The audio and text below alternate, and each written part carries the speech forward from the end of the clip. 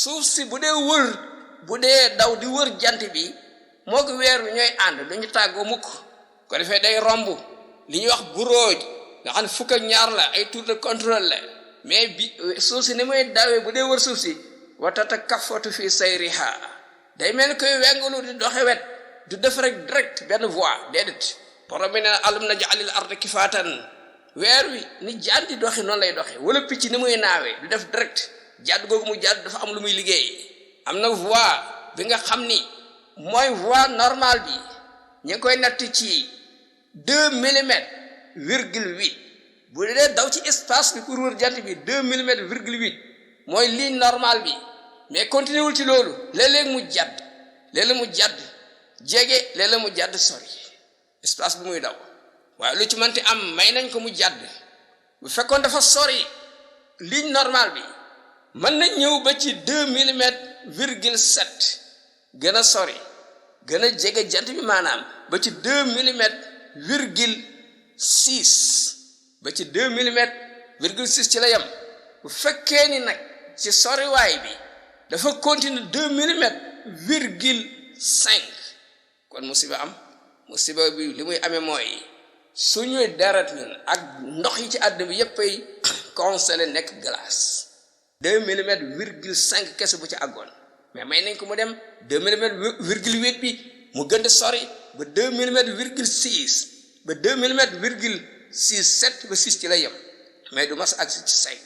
naka noonu bu fekkoon ne ligne bi dafay day ñëw di jege jant bi may nañ ko mu jege ba ci 2 millimètres virgule 9 ba 3 millimètres mais ba àggee 3 millimètres virgule 1 musiba am kon suuf si day lakk waaye loolu du am mukk calcul borom bi tabaraka wa taala ñi la ko liggéeyee bu demoon benn voie kon du sotti mais jàdd bu muy jàdd jilaat voie sori di jege kooku dafa baax ci climat bi mooy tax yu bari du sosu nga xam dañ ko aajowoo. 4e planète bi mooy Mériix ñu koy wax Mars digganteem ak jant bi mat na mi ataani wa samaniyata wa isrina million kilomètres 228 kilomètres 228 de kilomètres maanaam ñaari téeméeri million ak ñaar fukki million ak juróom-ñett noonu la soree jant bi moom planète bi di Mars noonu la soree jant bi am na ñu wax la rotation nga xam day daw di moom ci boppam day rouler di wëndeelu moom ci boppam moom tam comme 24 heures la comme suuf si mais dafa tegal 37 minutes kese loolu la guddeem ëppee journée suuf si mu am lu ñuy wax la révolution ni muy dawee di wër jant bi encore pour mën a génn atam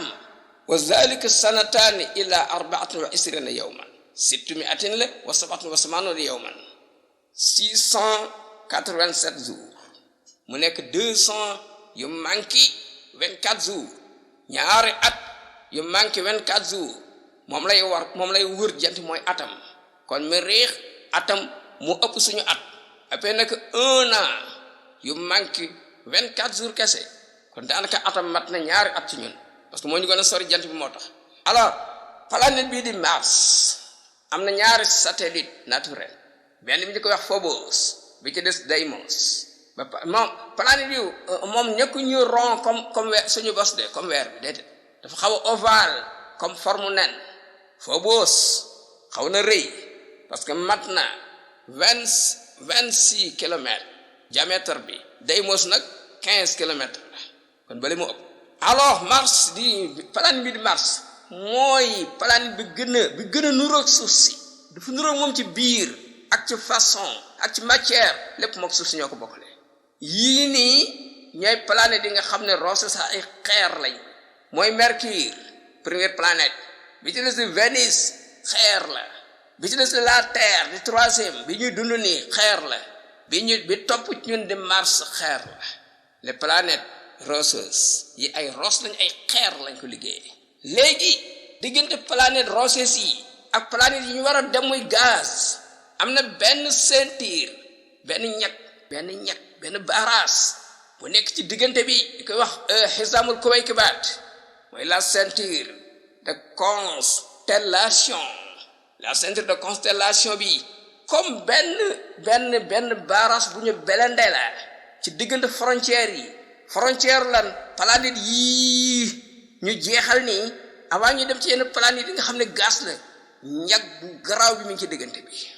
benn barrage de la gravité benn bouclier la boo xam ni day tax dara lu warul ñëw ci ñoom jóge ci yàlla dina am ñu baare ay junni xeer ñoo nekk ci diggante bi nga xam ne barrage bu am doole la yàlla xam la tax mu def loolu séparé diggante ñeenti planètes yi ak planètes yi ñu jëm nii la yàlla bindee système solaire bi kattanam ci mbaaxam borom bi tabaraka wa taala